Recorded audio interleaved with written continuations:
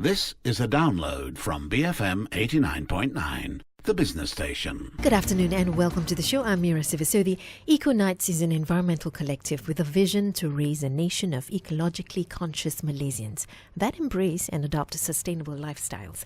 Co-founder Yasmin Rasyid, who is also the president and executive director of EcoKnights, joins me now to share how the organization's noble quest continues to expand while also discussing the topic of sustainability in corporations. Welcome to the show, Yasmin. How are you today? I'm fine. Thank you for having me. It's been a long time. The last time I remember having you on, we spoke about the Mantanani project in Sabah. You know, what's happened to that? I know you were helping. Ago, I think. Yeah, you were trying to help educate the people there about fish bombing and things like that. But what's going on? Well, the last that we've heard is first of all, we don't have any funding for the project that we're running there anymore. Number two, at Mantanani, I think more or less has been earmarked for more touristy kind of development. And by having that kind of approach by the Sabah Development Corridor, it basically leaves nothing much for the villagers on that island. Last heard that many of them are already migrating back to the mainland, and resorts will be, I guess, the most commonly seen infrastructure over there. Many of the resorts are not locally owned.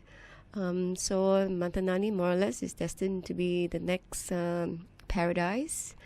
However, our main concern is, does the island have enough to sustain what the plans are that the government have for it? Is that generally the concern, or what we seem to be overlooking when we develop islands like Mantanani? It's beautiful. If you go on a map and have a look, before I did the show with you the last time, I remember I couldn't believe how beautiful it is. It doesn't even look like you're in Malaysia. Yeah. And there are many more islands like that.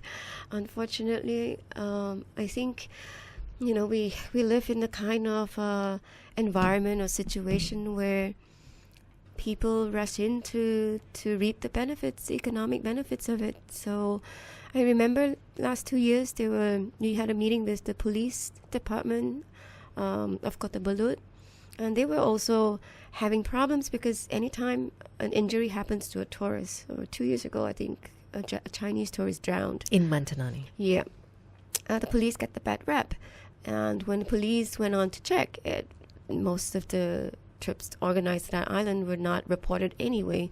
So how do you become accountable for tourists going in there when the police doesn't even have information on who's going in and who's coming out? Right. So there's a lot of issues related to governance, I think. And also this concept of having a vision or foresight of what sustainability really is. A lot of education needed, isn't it? Yes. Okay, just before, Mantanani is just one project of EcoKnights, but you want to refresh our memories about the work that you do through EcoKnights. What are some of the others? I know the Film Fest is one, but tell me more. The Kuala Lumpur Eco Film Fest is our signature program where actually once a year we do this public festival where everyone comes and learn about environment through films and also through the exhibitions and the green marketplace that we have. Another program that we're launching next month is the Green Awards. It's a program that we work with the Ministry of Education. It's basically a competition for youth to be innovative in solving environmental issues. So there's, I believe, 3 categories, and it deals with different skill sets. So one of the categories called Green Space. It's basically an architecture category. And this year, any youth between the ages of 16 and 25 are encouraged to submit their idea of what a flood relief disaster shelter would look like if they are given 2 containers to work with. Okay. So we want to see how, and in each, it has to be modular, and it must be self-sustaining for at least a month or 2 prior to having, say, the area rebuilt again. Okay. What happens to the winners? The winners get an internship with a local industry partner. So like if you win the green space category, if you're an architecture student or design student, you would work with 1 or 2 developer companies or architecture companies for 3 to 6 months. So we want to send the winners to experience what it is like working with the industry. If they are going to be our future architects of the country, I believe it's very important for them to be having this balance of what you learn in school and working in real life situations. Is this part of the Eco Film Festival, or is that something else? No, it's our educational tier program, and this year would be its 7th year. This is the competition. Yeah, it's the competition. Okay, all right. And the Eco Film Festival has been around for? This year is our 8th year. Okay. It'll happen again in October at Publica as well. How has it evolved? It has been a challenge, especially when our mandate is, okay, we've been doing this for 8 years. How do you then measure how the festival impacts people's life? And so this year we will see a bit of a more data-intensive kind of activities. We are going to run a record amount of workshops this year. And we're going to try to monitor or follow the participants of the workshops to kind of understand, with the knowledge they gain at the festival, how do they then apply it to their daily lives. So it's slightly challenging. It's very qualitative. And we'll be following people's lives. Very basically. laborious. How are you going to do that? We have a few methodologies established. Which one of them is probably just stalking some of the people that sign up for our programs. But we're adamant. I think we need to demonstrate this so that if we have the right way of understanding how education converts to action, and we'd love to share it with more NGOs out there so that they can provide these kind of valuable data to their funders or donors in the future. Speaking of other NGOs, does EcoKnights collaborate with other NGOs? Because there are so many of you around doing the same thing. And, sometimes I always think, as the person looking from the outside, I'm thinking, okay, they're replicating what the other person is doing. Mm-hmm. There really should be more collaborations. Are you going down that path? Yes. I think over the last 2-3 years, we've come to realize we can't do everything ourselves. And our, expertise and strengths are very limited as well. Take me away and then you would have less resources in the team. So we have been reaching out to other NGOs. And as I was talking to you earlier, Reef Check is one of them. When you look at the totality of an island, it's not just the marine environment, it's also what happens on land. And our expertise is with communities on land, while Reef Checks is more below this, in the sea. Mm-hmm. But yet, if we do our own projects and research separately, it's so disconnected. It doesn't really show a holistic picture of the state of that island. So in the last few years, we've been sharing what we do with more people, with the aim of getting just more buy-in from other NGOs, and if possible, a collaboration. What do you think EcoKnights brings to the table in these collaborations? What are your strengths? I like to think that we're slightly unconventional, non-traditional in our approach. I want to use the word innovative, but then it depends how you define it as well. So, number 2, our strength is also communication, in terms of how we craft messages for local communities, our relationship with people, and so forth. A few of our project officers actually have collectively, I think, including me, probably more than 80 years of community development experience. So that part, we fit really well into the picture. One of the not so good strengths that we need to work on is probably government relations. Maybe not specific to us, but I think maybe other NGOs. Everybody's challenge, really. I think. And being a female and, and working in rural areas, like it or not, there are times where I really have to take a back seat. I can do the planning and masterminding and all that, but there are certain things you just have to be sensitive when it comes to gender issues or cultural as well. Sometimes I walk in, I don't look like what my name says, so immediately there's already a judgment on you. Right. So, okay. But these are the everyday challenges that we have to brave through. I'm sure. One of the activities I noticed that you guys have taken on is a partnership with Allianz. Mm-hmm. What is that all about? Well, the last 2 years we've work very hard to provide corporates more meaningful programs. Like if you look at most corporates, they spend huge amounts of money on half a day of tree planting, for instance. And trees that, saplings that never even survive. Yeah, because it In has many- like on many 10% occasions. success rate. And I we've have a done- bone to pick with tree planting initiatives. Can we stop? Yeah. We really should Actually, stop. should just do it in your house first, because if you cannot do it in your house, then, in the house you see it grow, right? Yeah. Every one of us should just plant a tree Yeah, agree, totally. And not tile up our porch. You don't it look should be at against the law. you don't think of the wider implications of something like that. Because I had one other environmentalist who came in and said, you know what, we can do small things to reduce the occurrence of flooding, for an example. I think Tamantun had a flooding problem some time ago, I remember. Stockpiling. Yes. And, and he said if all of us did not tile up our porch, it would help with water runoff. Yeah. It will go into the ground rather than running off into the drains and overloading the drains.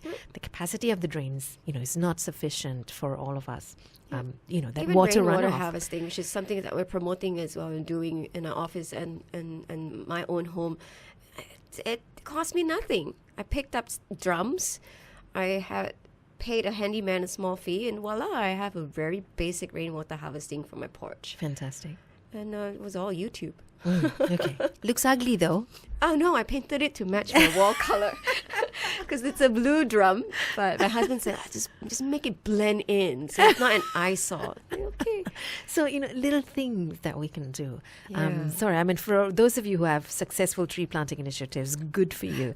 But, I think for those of us who don't, we need to work on it. And another thing that we did, we talked to a lot of corporates, and they said, our staff are really tired of going to orphanages anymore, but 80% of them don't even feel it. It's a chore. And I was given this challenge by one of the speakers in the forum. He said, Yasmin, let's do something nation building. I have access to clients because I sell softwares, and they need to learn what sustainability is. How about we team up and see how we can educate them, provide resources, and give them the know-hows. And that basically gave birth to this new program we have called Sustainability in Businesses. And our relationship with Allianz is basically about that. Let's forget about going outside to plant trees and going to orphanages. Not that it's bad, it's good. But let's build on internal resources, awareness, education level for your staff. And then we'll think about going out next year to do the stuff. But after this whole year, it's basically an incubation of bringing all sorts of subject matters into Allianz. And then third quarter would be designing a program for them to decide what they want to do as CSR for the following year. Okay. So typically CSR is handled by the corporate comm or the marketing department. But that's not sustainable. Sustainability is when you get everyone in your company sharing a common vision of doing something positive out there. Okay. We're discussing EcoKnights. We're getting an update on what they've been up to and what's going to be happening soon. If you have a question for Yasmin, send it through text 0162019,000 or tweet BFM Radio. Up next, I want to find out more about how, organizations, everything about an organization is about bottom line, Yasmin. It's always about profits. But how do you put corporate sustainability into action that way? We'll come back and find out. Up next on The Bigger Picture, BFM 89.9. Good afternoon and welcome to the show. I'm Rasyid Rasyid. We have Yasmin Rasyid, President and Executive Director of EcoKnights with us. We're getting an update from EcoKnights and the importance of keeping your corporation sustainable. It's interesting that you're looking at, that angle, Yasmin. We don't want to stop people from, backing or supporting orphanages or even planting trees, but just to look at a new way of approaching CSR, I suppose, is to look at employees in an organization and how to bring about corporate sustainability that way. But Yasmin, at the end of the day, to an organization, employees matter, customers matter, suppliers matter, stakeholders matter, right? There's a lot of people. So how do you manage these relationships to produce an overall impact on sustainability, and at the same time not forgetting the fact that every organization is a going concern and profits need to be made? How do you strike that balance? That's a challenge. I don't have one singular answer that can address that, or else problem solved, right? But I think it has a lot to do with the leader of any corporation, setting the right vision and understanding, I guess, the bigger impact of how his or her business makes on the environment. And when I say environment, I like to clarify, it also includes, to a large extent, to people in it. Yeah. So the you're social talking about people, planet, and profits. Yeah. Okay. And that's why with this program that we're organizing next month, our strategy to get people to pay attention, to sit up and listen to how can profits be mentioned in the same sentence as sustainability, is to listen to how these leaders create their vision for their organization. I think Malaysians are still a group of people that like to follow trends and also follow, I guess, things that are current or new. So we hope to take that approach with this new campaign, where we want to showcase the Malaysians today may not be mega big companies, but that are running their business as sustainably as they can, and are able to demonstrate what it means to the dollars and cents of the company. Because at the end of the day, if it's not making money, then why be sustainable, right? So how do they balance these two elements and be able to survive in this industry? So the program you were talking about is Earth Month celebrations at Publica, am I correct? Mm-hmm. What have you got planned? You said a whole load of workshops going on. Yeah, we have a couple of workshops. Some may not even ring any sustainability bells. For instance, we have a workshop done by Thirsty Blogger, DIY cider, because every bottle of beer takes a lot of resources to make. If you can make your own at home, think about it. It's better for the environment. So these are just a sneak peek at some of the workshops that people will wonder, like, well, how's it got to do with sustainability? But if you dwell into the philosophy of it, it's the little things that we do. And you don't think about it. Exactly. Like how you were mentioning, like tree planting, or just everyone making sure things are switched off and all that. I mean, if we all collectively do that, then we won't have this big problem, right? It makes a huge difference, actually. There'll be a forum and panel discussion as well. Mm-hmm. Called Corporate Leadership, Mm-hmm. the battle for the big ideas on sustainability. It will feature 5 speakers. These people are specially selected because, one, I personally know them, and I have seen the amount of hard work they put into educating, whether it's their network or their suppliers, on the need to be green.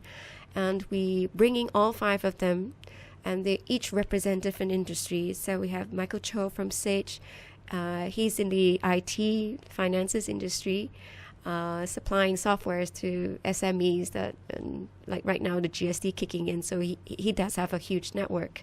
And he's trying, he is the one who challenged me, saying, Yasmin, how can you influence SMEs to start thinking green? Yeah. Like, I do it in my office because it makes financial sense. Give me an example of how. For an instance, SME his softwares used to be packaged into a box. So he supplies to 300,000 SMEs who needs this software. And over the last few years, whenever there's a mistake done in printing or burning of the DVDs, everything has to be discarded. And that's money wasted, and that's also waste. So over the years, they have evolved in terms of their packaging. They've evolved in how they can minimize print and do everything on the cloud. So now, if you have the software, your entire office can be paperless, including salaries. So everything can be automated. So you don't write checkbooks, you don't need to print anything, and you don't need to file anything. Everything is online. So that's from Sage. And then we have Anthony Wong, who's a very good friend, an amazing guy, because he runs Frangipani Resort, which is, I want to say, it's almost off the grid. Mm-hmm. I've been wanting to do a piece on that. Yeah, and you know, they farm their own food, and their own sewage is treated well. So I wanted to bring him on board And, all of them are not trained to understand sustainability, but it's along the business process that sustainability make economic sense for them. And many of them also use it to their advantage in terms of branding, marketing, and so forth. So these speakers have intelligently make it work so well to their advantage. Another one would be Tanah Merah, Faisal. It's all about retailing, products. How do you make sure your products are responsibly made and so forth? So we want more people to come and listen, be inspired, and talk to the speakers, learn a thing or two that you can easily adopt in your company later. Via tweet, Athira K is asking, how do you measure the impact of corporate sustainability? The legal way or the environmental way? There are two ways. Well, actually, the best way is always through carbon disclosure. That's the global way of looking, because everything that we do, every single human being born on this planet has a carbon footprint on the planet. So big companies have more, especially if you have more employees.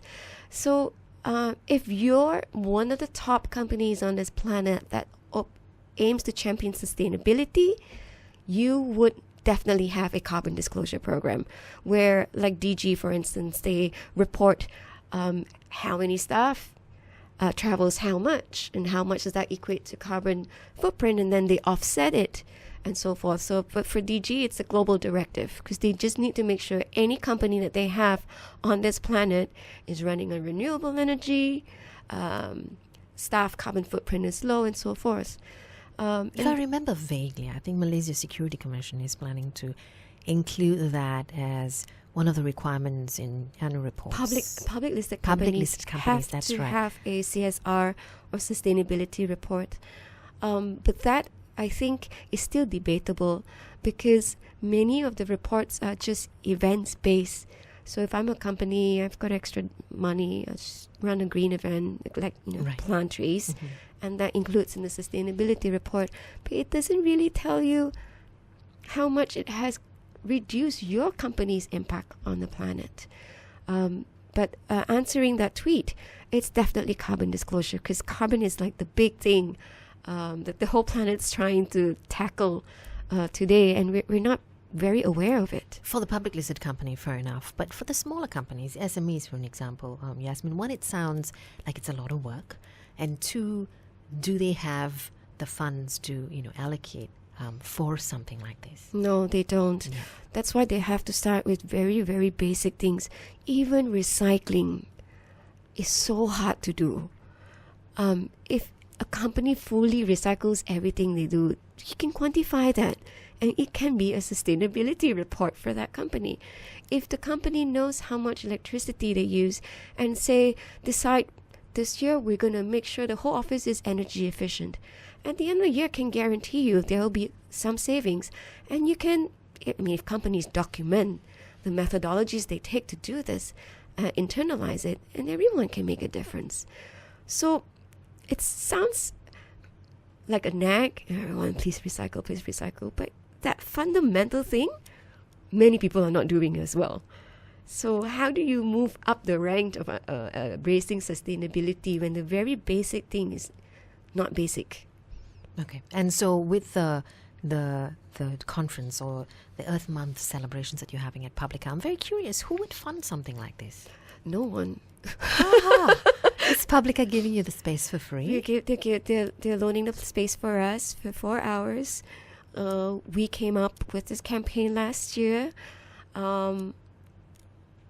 We've got some organic chemistry Malaysia that's coming in to do a lucky draw, so that it becomes exciting for people to come in.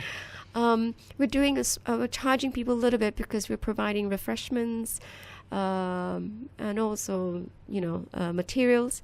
But that's about it. We haven't found any funders. We're talking to some banks to see how they can be a guardian or take this up, because there are a lot of issues related to ethical investment and all that's actually part of sustainability as well. Okay. I mean, So you will be educated about all of that. yeah. During So the- we're starting off in April. We hope to do another one in June with completely different set of speakers, and another one in October.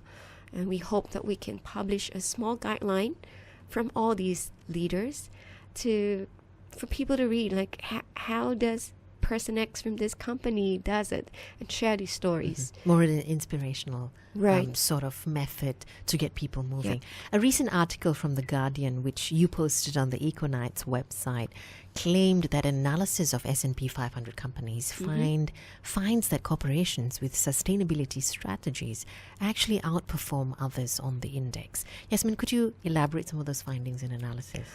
A few things. One is definitely sustainability. If you look on a more physical side, it's about infrastructure management. So many of them have either retrofit their facade or have really extensively worked on monitoring their resource use, be it water, electricity, or waste.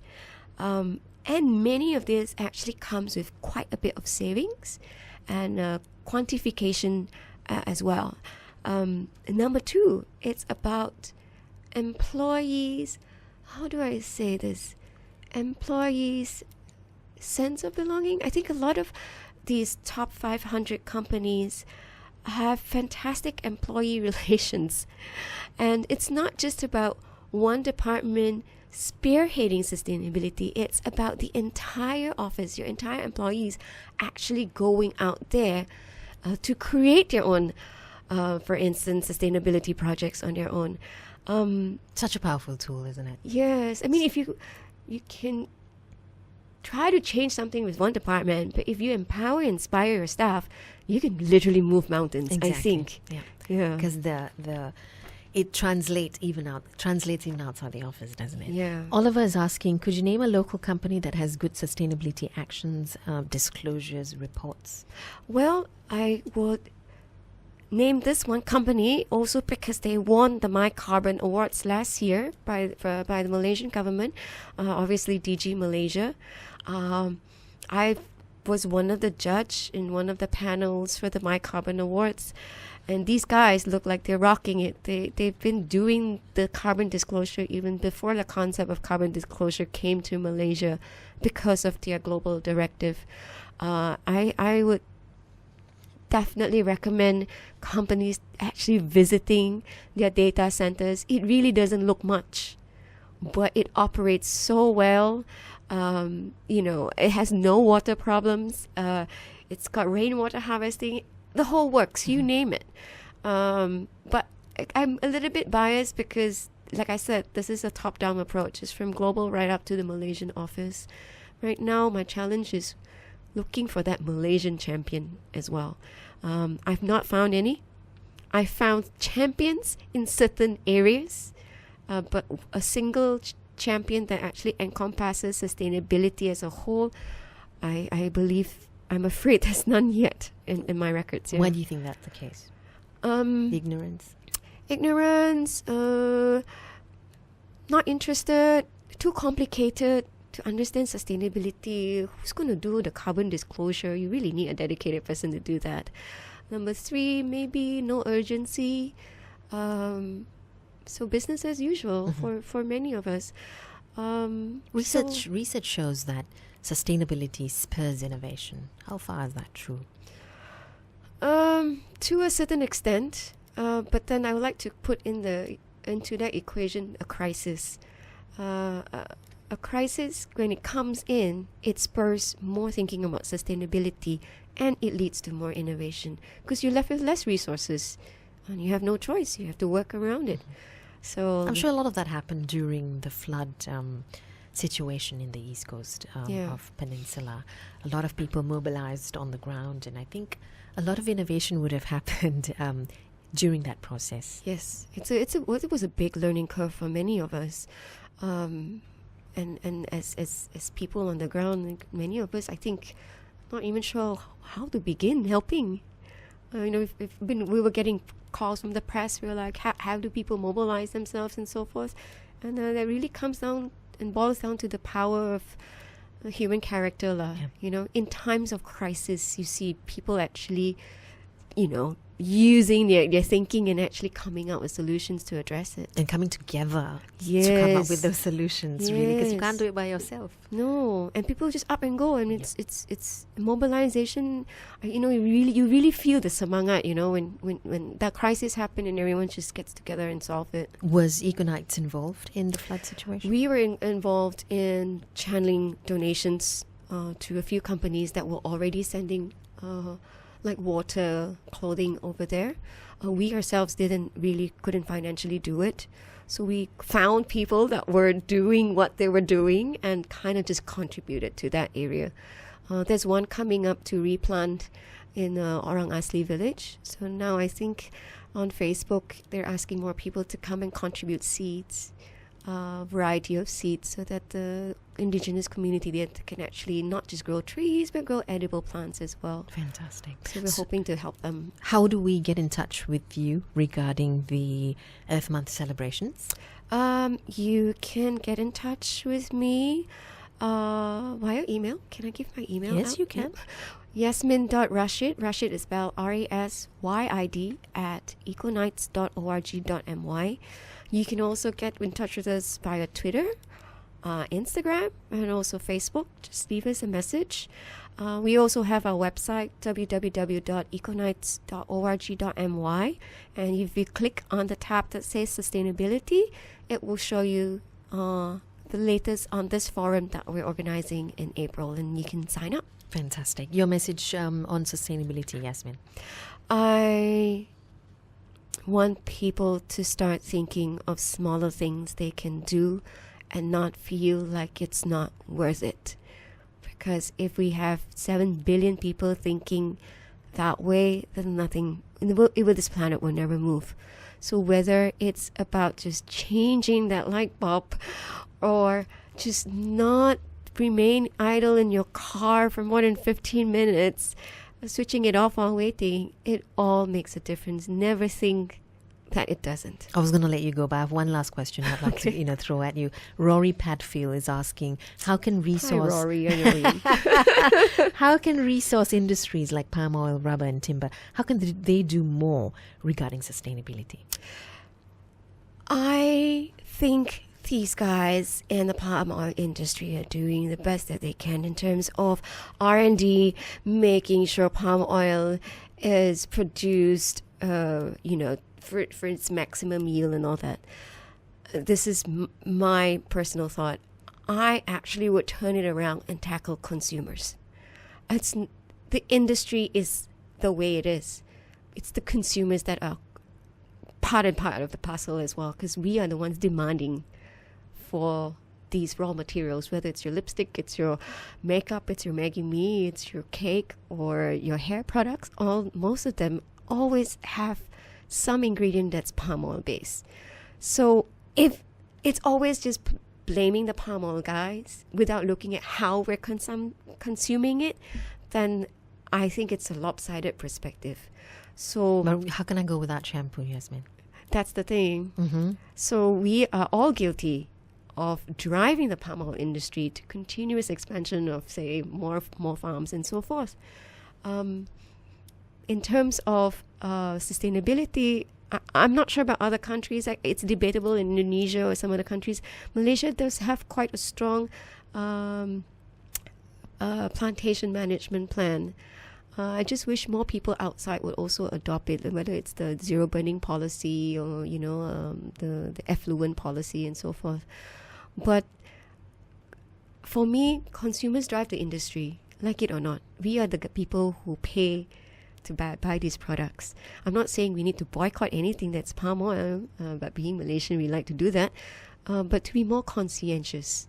So you can't do without your shampoo that's palm oil based. Try exploring other products out there. Or wash your hair less. Cut your short, like you and me. I mean, it's everywhere, as you said. Be conscientious, really. Yeah. Thank you very much for joining me Thank today. you so much for having me. Yasmin Rasyid, President and Executive Director of EcoKnights, on just giving us an update on EcoKnights and the impact of your corporation being sustainable. Once again, if you want to be a part of that Earth Month celebrations at Publica, log on to ecoknights.org.my and you'll be able to get more information from there. This is The Bigger Picture, BFM 89.9. Thank you for listening to this podcast. To find more great interviews, go to bfm.my or find us on iTunes. BFM 89.9, the business station.